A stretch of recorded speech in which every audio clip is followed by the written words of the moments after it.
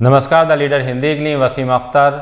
हमारे साथ आज एक ऐसी पर्सनालिटी मौजूद है राजनीति के क्षेत्र की, जिन्होंने बहुत नीचे से संघर्ष किया, नगर निगम की 26 साल राजनीति की और अब एक धमाकेदार पारी से बड़ी राजनीति का आगाज़ किया है। जैसा कि मैंने परिचय दिया है, लोग समझ ही गए होंगे। हम बात कर रहे हैं राजेश अग्रवाल की, जो समाजवादी पार्टी की शहर विधानसभा से कैंडिडेट हैं और नामांकन दाखिल कर चुके हैं। राजेश जी, आपका स्वागत है। राजेश जी, एक बहुत लंबी पारी आपने खेली है नगर निगम में। बिल्कुल। और ऐसी जगह खेली है क्योंकि मैंने देखा भी है वहाँ कि जब विवादों से नाता ज़्यादा रहता है वहाँ, लेकिन आपने जिस शांत अंदाज में वहाँ पारी खेली, तो क्या लगता है कि ये उसी पारी का इनाम है? बिल्कुल है। देखिए, 26 साल तो बहुत होता है किसी भी व्यक्ति के लिए, और वो उसका इंतज़ार करे और भगवान ऊपर वाला उसको पूरा कर दे, ये बहुत बड़ी बात है अपने आप में। उसी के कारण मैं आज इस हिम्मत है मुझ में, जो इस चुनाव को, इतना बड़ा चुनाव है, बहुत बड़ा चुनाव है ये, और ऐसे लोगों के सामने जो बहुत बड़े हैं, फिर भी पार्टी ने मुझ में विश्वास दिखाया, बड़ी बात है। राजेश जी का परिचय थोड़ा छोटा हो गया, मैं थोड़ा और बता दूं आपके बारे में कि अगर हम 9 विधानसभा के समाजवादी पार्टी की कैंडिडेट देखें तो उनमें आप पहले ऐसे कैंडिडेट हैं कि जो पहली बार विधानसभा का चुनाव लड़ेंगे। और अगर हम ये देखें तो कैरियर आपका राजनीति में बहुत लंबा है, लेकिन चुनाव पहला है। और जब आपको टिकट दिया गया समाजवादी पार्टी का, लोगों का ये कहना था कि मेहनत कभी बेकार नहीं जाती, वो कहीं ना कहीं आने के बाद एक स्टेज पर दिखाई दे जाती है। जैसे कि राजेश अग्रवाल जी की टिकट के रूप में मेहनत दिखाई दी। जितने भी लोगों ने सुना जब समाजवादी पार्टी से आपका टिकट हुआ, तो चौंकने के साथ साथ सभी की प्रतिक्रिया आई थी कि एक सही आदमी को उसकी मेहनत का इनाम दिया है और समाजवादी पार्टी का ये फैसला एकदम सही है। जैसे नगर निगम की अगर हम बात करें तो वहाँ दूसरी तरह की राजनीति है, अब आप जिधर बढ़ रहे हैं वहाँ दूसरी तरह की है। तो नगर निगम में और इसमें जैसे आप सोचते हैं कि बहुत बड़ा फ़र्क है, या कोई ऐसी चुनौती है जो उसका सामना आपको करना पड़ेगा? देखिए, नगर निगम की जो राजनीति है वो अब दूसरी है। वहाँ पे आदमी काम करके आगे बढ़ जाए, वो दूसरी है। ये विधानसभा का जो इलेक्शन है, ये निश्चित बात है बड़ा है, लेकिन इसमें अवसर बहुत हैं काम करने के। शहर के लिए आप आवाज़ उठाओगे विधानसभा में, आप प्रश्न पूछोगे, तो निश्चित बात है कि आप विधायक के रूप में उत्तर प्रदेश में पहचाने जाओगे कि यार ये विधायक बहुत तेज़ है। अब पीछे की सीट पे आखिर में बैठ के चले आने से तो कुछ नहीं होता।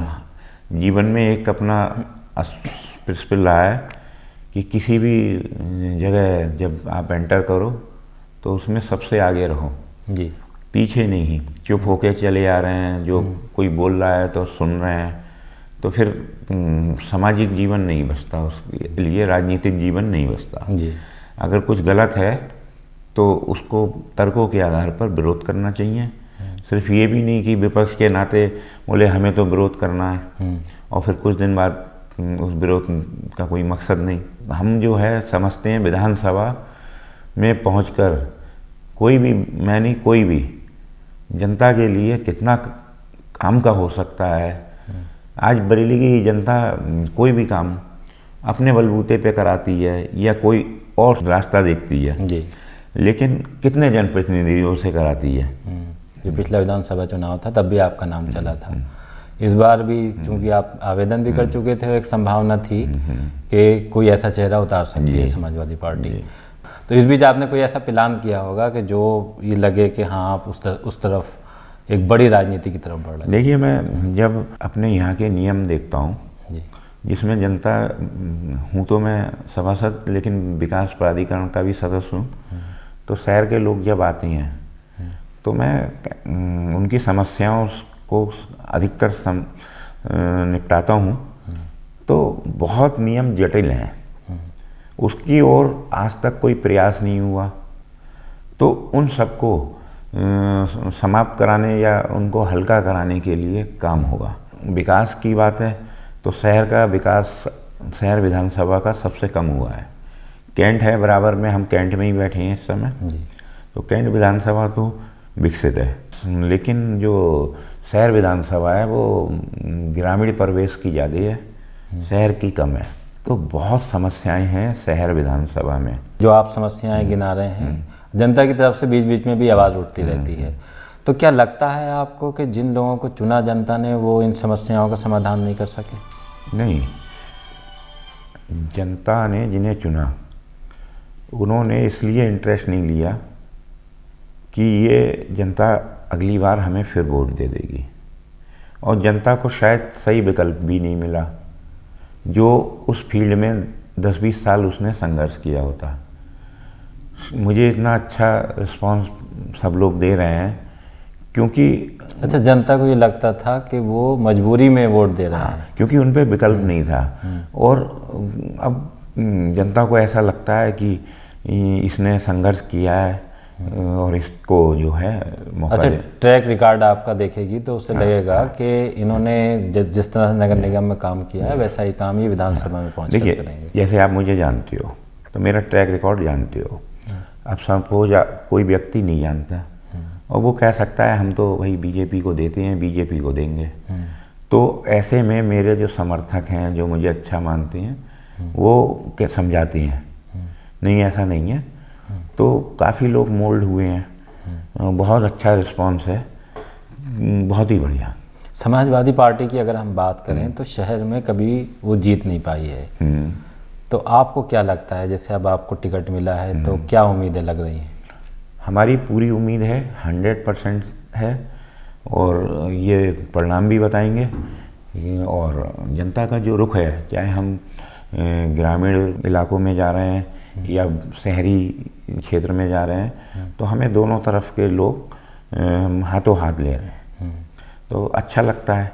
और अगर कोई हम किसी से बात करते हैं तो जब बताता है कि तुम्हारे लिए उसने कही है, तो और अच्छा लगता है कि चलो मेहनत का फल मिल गया है। लोग अपने आप एक दूसरे से कह रहे हैं। जैसे लग रहा है आपको कि नगर निगम में जिस तरह काम के आधार पर लोग चुनते थे, इस चुनाव में भी वो उस जो पुरानी परंपरा रही है कि जिससे मैं भी देख रहा हूँ, यहाँ विधानसभा के चुनाव देखे हैं मैंने यहाँ कि एक ध्रुवीकरण होता था। जो बात आपने कही कि लोग के पास विकल्प नहीं था और उस तरफ चले जाते थे, तो विकल्प नहीं था या ध्रुवीकरण भी उसकी एक वजह है? मैं तो ये मानता हूँ कि इस तरह का दोनों बातें हैं, लेकिन उसमें मुझे ऐसा लगता है कि काम महत्वपूर्ण है। और निश्चित बात है कि ध्रुवीकरण से मुझे फ़र्क नहीं है, क्योंकि मेरा चुनाव सिर्फ उन लोगों के बीच में है, मेरे भाइयों के, जो मुझे पहचानते हैं या मेरे बारे में एक दूसरे से कहकर मेरा चुनाव लड़वा रहे हैं। ध्रुवीकरण से मुझे कोई फ़र्क नहीं है, क्योंकि ध्रुवीकरण जो करना है करें, मुझे अपना काम करना है। जनता अधिकतर जानती है, मेरे साथ है, कोई दिक्कत नहीं है।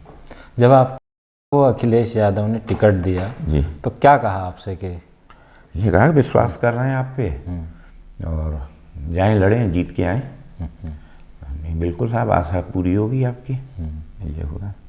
तो टिकट के पीछे यही रहा कि नगर निगम का जो आपका बहुत अच्छा हो रहा रिजल्ट, उसको देखते हुए ही आपको अब किया गया? जी बिल्कुल निश्चित। और पिछली बार मेरा टिकट कटा था, हो सकता है सिंपैथी हो कि भाई एक बार इसको 1.25 महीने तक टिकट रहा, फिर काट दिया, तो इस कारण से भी, और फिर मेरा स्कैनिंग कराई तो उस कारण भी, कुल मिला के देखिए इन सब, अब तो टिकट हो गया, अब हम मेहनत कर रहे हैं और हर गली में जाने का जितना भी समय है प्रयास कर रहे हैं और लोगों से बात कर रहे हैं। बहुत ज़्यादा अच्छा रिस्पांस हमें दिख रहा है जी।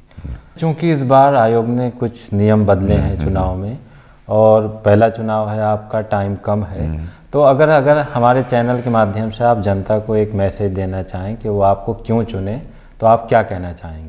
देखिए, राजनीति में